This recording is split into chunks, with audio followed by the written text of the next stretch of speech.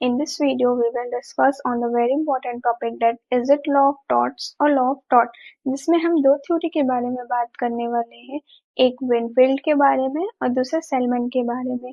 तो सेलमन ने law of torts को प्रोपाउंड किया है। इनके according there is no law of tort but there is law of torts, जिसमें कलेक्शन ऑफ स्पेसिफिक रॉन्ग्स होते हैं।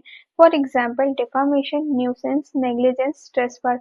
और इसमें लायबिलिटी तभी अराइज होती है जब वो रॉन्ग जो हुआ है वो कवर्ड होने चाहिए किसी भी नॉमिनेटेड टॉर्ट में।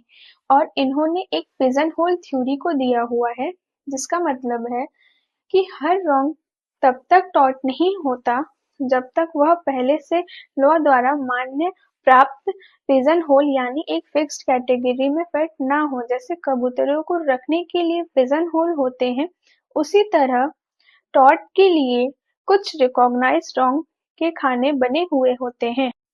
For example, if the plaintiff can place his wrong in any of the pigeonhole, इनमें से कोई भी रॉन्ग को वो बता रहा है, ये ऐसे रॉन्ग जो लॉ के द्वारा रिकॉग्नाइज किए गए हों, तो वो सक्सीड कर जाएंगे। इनकेस अगर इसके बियॉन्ड जाके कुछ रॉन्ग हो रहा हो तो वहां उसे किसी भी तरह का कोई कंपनसेशन नहीं मिलेगा।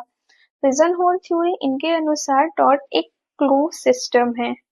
अगर आपका केस इनमें से किसी भी रिकॉग्नाइज कैटेगरी में आता है तभी रेमेडी मिलेगी, अदरवाइज आपको कोई भी कंपनसेशन इसमें नहीं मिलने वाला है। इसके बियॉन्ड जाएंगे तो हमें किसी भी तरह का कोई रेमेडी नहीं मिलेगी। वही विनफील्ड की थ्योरी लॉ ऑफ टॉर्ट को प्रोपाउंड करती है। इनके अकॉर्डिंग वो सारे रॉन्गफुल एक्ट जिसके लिए कोई भी लीगल जस्टिफिकेशन नहीं है वो सब टॉर्ट माने जाएंगे। मतलब हर ऐसा रॉन्गफुल एक्ट जो किसी को अनजस्टिफिएबल हार्म पहुंचाता है वो टॉर्ट माना जाएगा। इसके लिए जरूरी नहीं कि वो पहले से बनी किसी फिक्स्ड पिजन होल में फिट हो।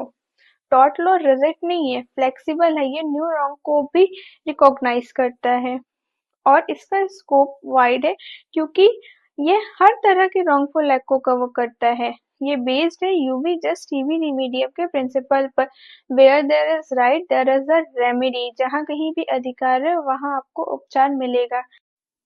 According to this theory, if I injure my neighbour he can sue me in tort। ये जरूरी नहीं है कि वो रॉन्ग किसी पर्टिकुलर नेम पर है, लाइक असॉल्ट बैटरी ऐसे नेम पर है, या किसको इसका स्पेशल टाइटल ना हो तो भी मैं लाइबल हूँ क्योंकि मेरे पास कोई भी लॉफुल जस्टिफिकेशन नहीं है उसे इंजर करने का, तो मैं उस केस में भी लाइबल हूँ।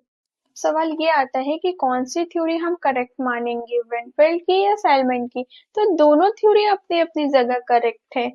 अगर हम नैरो आउटलुक की बात करेंगे तो सेलमन की थ्योरी सही है, अगर हम वाइडर लुक की बात करेंगे, वाइडर आउटलुक की, तो विनफील्ड की थ्योरी सही है। तो दोनों थ्योरी कहीं ना कहीं अपनी जगह सही है। इसमें एक केस में बताऊंगी जिससे आपकी क्लैरिटी बढ़ेगी।